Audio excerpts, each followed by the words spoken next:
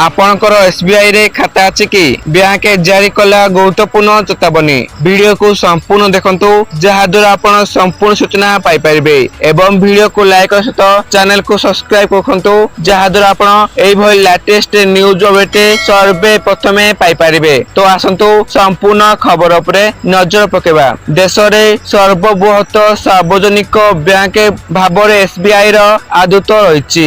अनेक लोकमानक एही बैंक रे विभिन्न अकाउंट रहिछि। वर्तमान बैंक गोटे गुरुत्वपूर्ण सूचना देछि। आसंतु जानिबा एसबीआई रो कोटी कोटी ग्राहक अछंती। समय सापेक्ष और सहजरे बैंक संबंधी सेवा जोगाइबा पई यूनो व्यवहार करछंती कस्टमर। एसबीआई एहार यूनो और यूनो लाइट ऐप से माध्यम रे ग्राहक मान को टंका ट्रांसफर सह अनेक सेवा प्रदान करूछि। यूनो एसबीआई और यूनो लाइट सेवा उपभोग करुवा ग्राहक मान को लॉग इन करने समय एक वन टाइम पासवर्ड ओटीपी देवाको पड़िथाए।